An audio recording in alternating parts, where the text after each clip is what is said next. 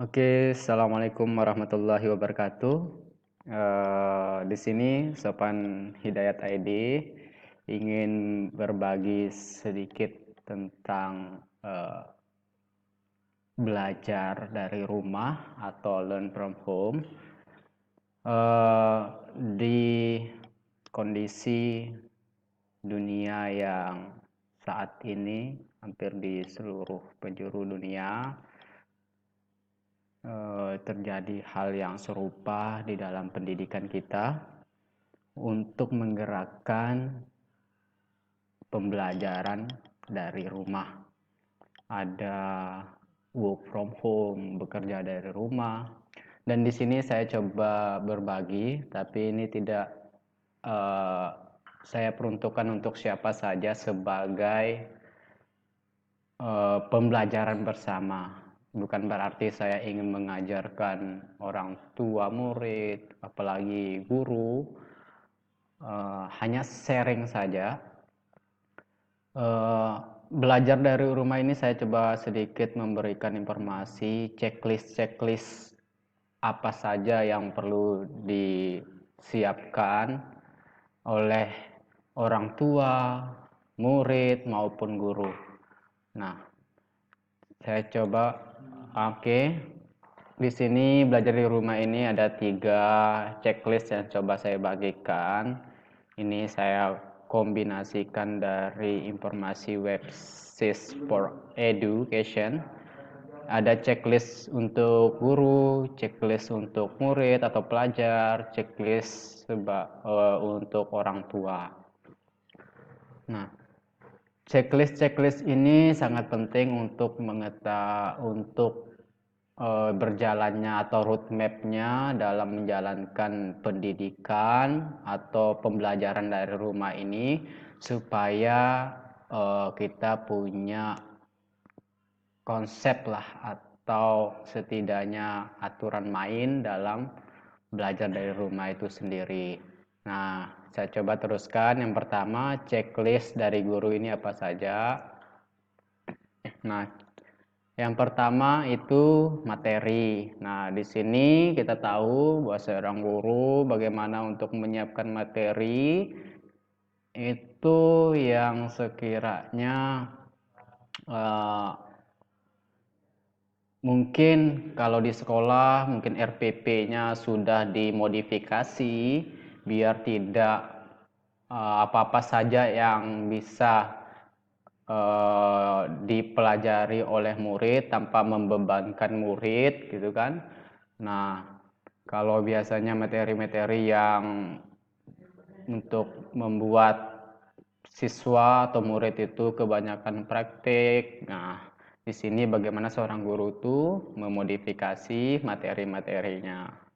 Nah, selanjutnya itu bahan ajar digital. Nah, bahan ajar digital ini karena belajar dari rumah yang awalnya kita belajar guru mengajar di kelas dengan papan tulis atau proyektor, sekarang bahan ajar digital. Bagaimana seorang guru itu membuat bahan ajar yang digital bisa melalui PDF, bisa membuat bahan ajar itu dalam bentuk PDF atau memanfaatkan sosial media seperti YouTube, membuat presentasi pembelajaran dari bentuk video sehingga murid bisa menonton, atau materi-materi yang ada bisa dalam bentukkan gambar atau dan sebagainya. Selanjutnya kreativitas, dan ini sangat penting. Kreativitas guru ini bagaimana guru bukan dituntut sih, memang harus seorang guru itu harus punya kreativitas, apalagi di tantangan belajar dari rumah ini. Bisa seperti contoh, guru ingin menerangkan manfaat air, contohnya siswa diajarkan dengan praktik langsung gitu kan. Satunya siswa bisa mencuci piring kotor, mandi, minum, dan berbagai kegiatan positif lain yang menggunakan air. Tidak lupa juga kegiatan ini orang tua juga harus dilibatkan untuk mengawasi siswa saat praktik. Dan kreativitas ini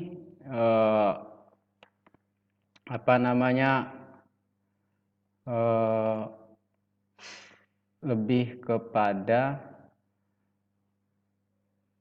guru membuat kreativitas untuk siswa itu bisa lebih paham, tidak membosankan, dan sebagainya.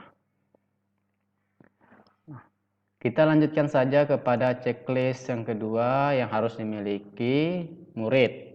Nah, apa itu? Ini penting, seorang murid juga harus ada checklist jadwal belajar atau drafting jadwal belajar. Jadwal belajar apa-apa saja yang diberikan oleh sekolah atau oleh guru. Selanjutnya targeting belajar. Ini juga penting. Seorang murid harus ada list targeting belajar, target belajar. Hari ini, besok mau belajar apa dan apa-apa saja tugasnya gitu. Itu ada biar tidak kelewat dari jadwal yang sudah diberikan.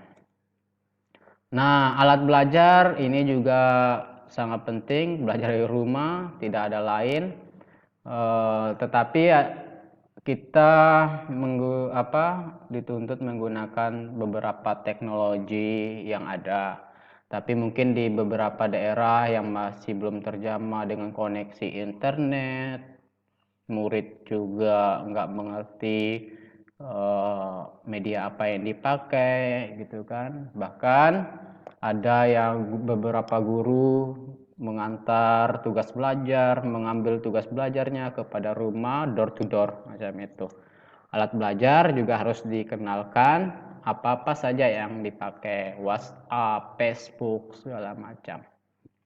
Nah, dari checklist murid ini juga penting, yang sangat penting bahwa di sini seorang orang tua juga berperan aktif. Bagaimana keseharian orang tua juga yang harus work from home atau bekerja dari rumah perlu sebagai pengawasan. Nah, mari kita melanjutkan kepada checklist sebagai orang tua atau ibu bapak. Nah, ini yang penting sebagai orang tua juga harus memiliki yang pertama checklist tentang informasi kegiatan belajar dari guru. Mungkin biasanya beberapa guru memberikan informasi kepada orang tua murid dulu terlebih dahulu, dan ini harus diambil oleh orang tua. Informasi kegiatan belajar dari guru itu harus di list ya. Apa-apa saja. Selanjutnya jadwal harian, ini penting juga jadwal harian untuk pelajar, untuk anaknya, orang tua, supaya bisa diawasi untuk mengingatkan kepada muridnya, kepada anak. Nah, strategi memantau ini saya pikir orang tua sudah bagaimana cara memantau seorang anak biar mengerjakan tugas atau jadwal-jadwal yang sudah diberikan oleh sekolah atau guru tidak terlewatkan. Nah, mungkin itu saja yang kali ini, dan semoga bermanfaat informasi ini untuk diri saya sendiri. Demikian, Assalamualaikum warahmatullahi wabarakatuh.